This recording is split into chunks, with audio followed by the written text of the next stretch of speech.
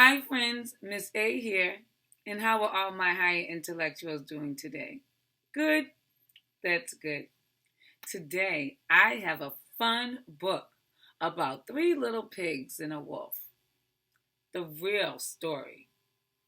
Well, according to Mr. Wolf, this book is called The True Story of the Three Little Pigs by Jon Siezska Illustrated by Lane Smith. Let's get started. Silly Miss A. I forgot my glasses. Let's get started. Everybody knows the story of the three little pigs, or at least they think they do. But I'll let you in on a little secret. Nobody knows the real story because nobody has ever heard my side of the story.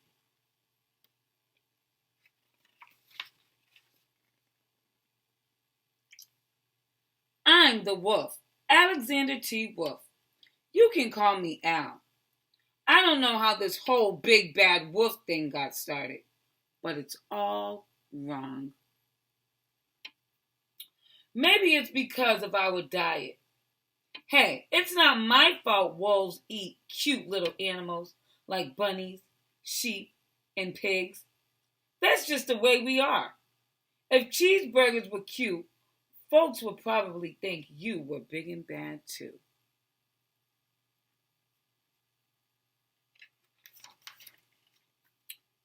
But like I was saying, the whole big bad wolf thing is all wrong. The real story is about a sneeze and a cup of sugar. This is the real story.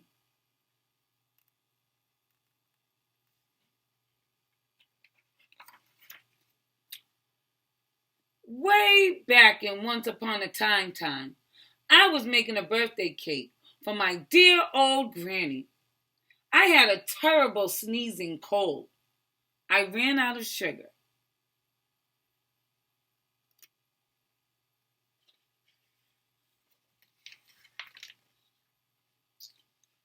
So I walked down the street to ask my neighbor for a cup of sugar.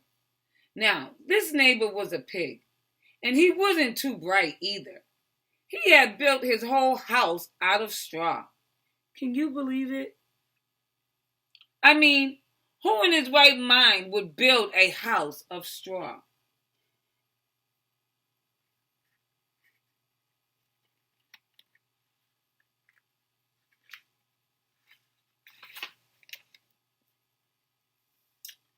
So, of course, the minute I knocked on the door, it fell right in. I didn't want to just walk into someone else's house. So I called. Little pig! Little pig! Are you in? No answer.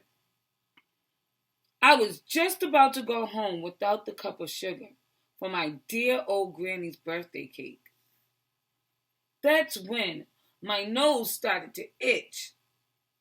I felt a sneeze coming on. Well, I huffed, and I snuffed, and I sneezed a great sneeze.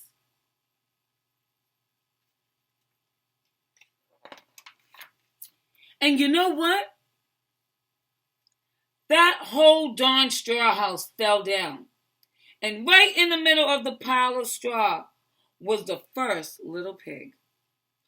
Dead as a doornail. He had been home the whole time. It seemed like a shame to leave a perfectly good ham dinner lying there in the straw. So I ate it up. Think of it as a big cheeseburger lying there.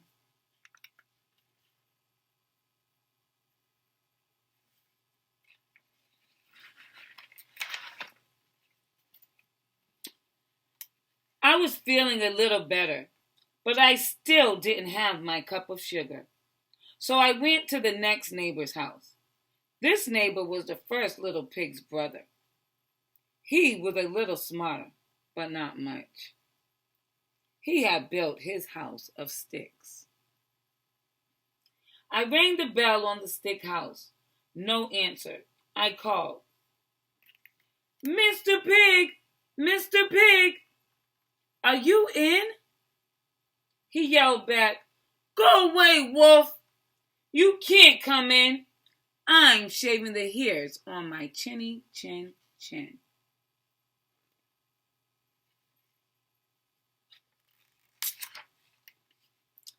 I had just grabbed the doorknob when I felt a sneeze coming on. I huffed and I snuffed and I tried to cover my mouth, but I sneezed a great sneeze. And you're not going to believe it, but this guy's house fell down just like his brother's. When the dust cleared, there was the second little pig, dead as a doornail. Wolf's honor.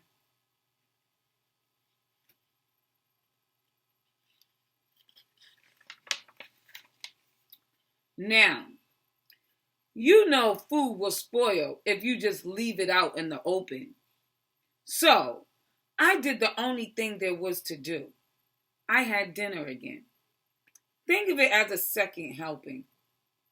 I was getting awfully full, but my cold was feeling a little better. And I still didn't have that cup of sugar for my dear old granny's birthday cake. So I went to the next house. This guy was the first and second little pig's brother. He must have been the brains of the family. He had built his house of bricks. I knocked on the brick house. No answer. I called, Mr. Pig! Mr. Pig! Are you in? And do you know what that rude little porker answered? Get out of here, Wolf! Don't bother me again.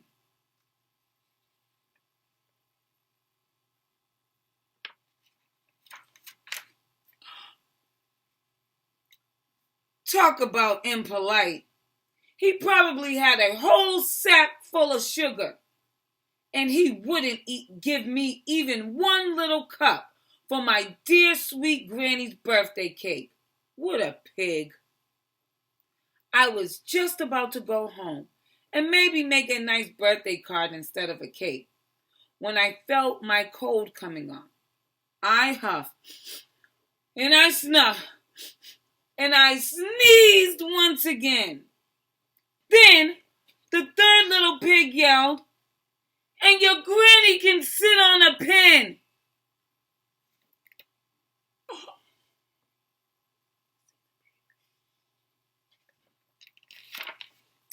Now, I'm usually pretty calm fella. But when somebody talks about my granny like that, I go a little crazy. When the cops drove up, of course I was trying to break down this pig's door. And the whole time I was huffing, and I was puffing, and I was sneezing, and I was making a real scene.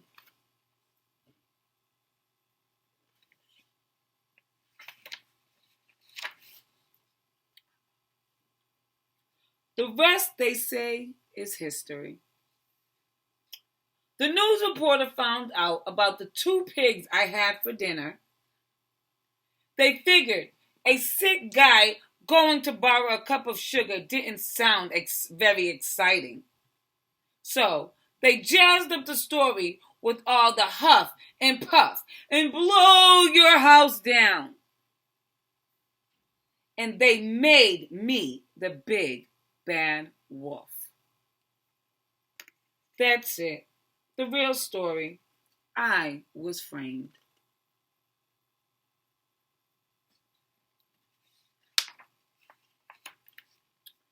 But maybe you could loan me a cup of sugar.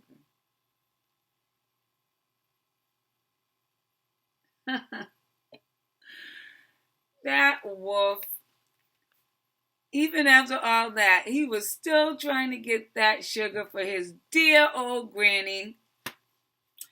Do you guys believe Mr. Wolf? Do you think Mr. Wolf was really just trying to borrow some sugar? Really? We'll never know. I hope you guys enjoyed this story. Until next time, friends. Bye.